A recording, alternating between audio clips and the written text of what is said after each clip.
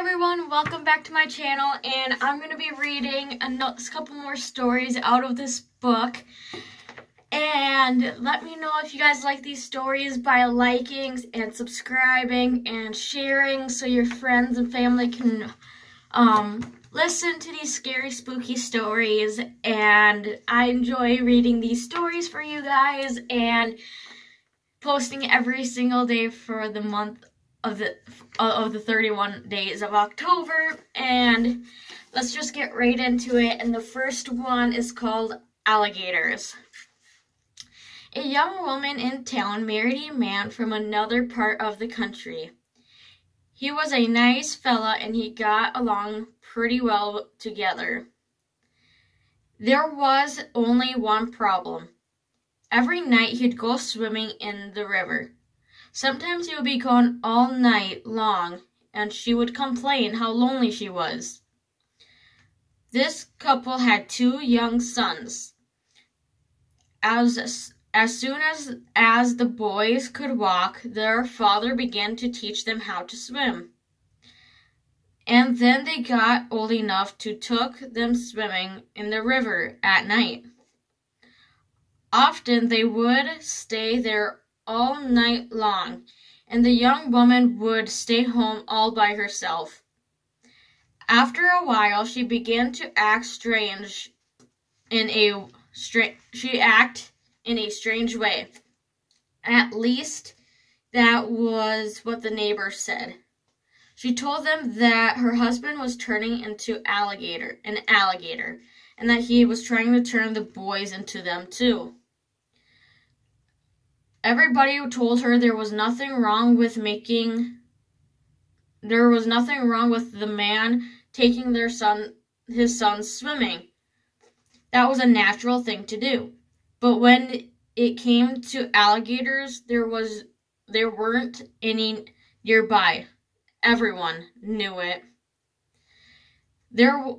Early one morning, a young woman came running into town from the direction of the river. She was soaking wet. She said a big alligator with 2 little alligators had pulled her in and had tried to get her out to eat raw fish. And they were her husband and her sons, she said. They wanted her to live with them, but she has gotten away. Her doctor decided that she had lost her mind, and he had to put her in a hospital for a while. After that, nobody had saw her husband and boys again. They just disappeared. But now and then, a fisherman would tell about seeing alligators in the river at night. Usually it was a big alligator with 2 small ones. But they said they were just making it up. Everyone knew there weren't any alligators around here. Woo! And here's a little picture for you guys if you guys were interested. Let me know what you guys would do if something like that ever happened to you. Rather, if you were the fisherman or if you were in the young lady's situation. Let me know what you would do.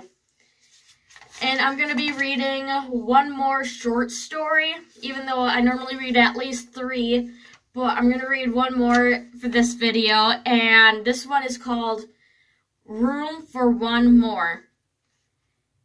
A man named Joseph Blackwell came to Philadelphia on a road trip. He stayed with friends in a big house that they own outside the city. That night they had a good time visiting. But when Blackwell went to bed, he tossed and turned and couldn't sleep. Sometime during the night, he heard a car turn into the driveway.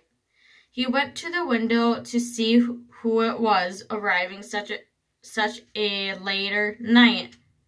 In the moonlight, he saw a long black hearse filled with people. The driver of the hearse looked at him. When Blackwell saw his queer, hideous face, he shuddered. The driver called to him, "There's room for one more." Then he waited for a minute or two, and he drove off. The next morning, Blackwell told his friends, and he had what happened. "You were just dreaming," he said. "I must have," he said, "but it didn't seem like a dream." After breakfast, he went to Philadelphia and spent the day at the high above the city in one new office building there. Late in afternoon, he was waiting for an elevator to take him back down the street. But when it arrived, it was so crowded. One of the passengers looked out at him and called to him, "There's room for one more," he said. It was the driver of the hearse. "No thanks," said Blackwell. "I'll get the next one." The doors closed. The elevator started down. There was shrieking, screaming, and then the sound of a crash. The elevator had fallen on the bottom shaft. Everyone aboard was killed. Oofta.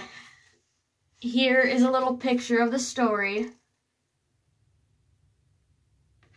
Let me know what your guys' thoughts on that, both of those stories, and what would you do if that ever happened to you guys ever, and whether it's in a dream or in a paranormal experience or whatever it may be, or if it actually happened. Let me know what you have done or what you would have done, etc. And I hope you guys like this story times, and if you do, please like, please subscribe, please share, and I'm hoping, by the end of this year, I'm hoping to get at least 1,000 subscribers, and there is about six, just under 700 of you guys that I need the huge subscribe button. I know most of you who watch my videos are not subscribed yet, so please subscribe. I appreciate each and one of you, and I'll see you tomorrow in the next video. Bye!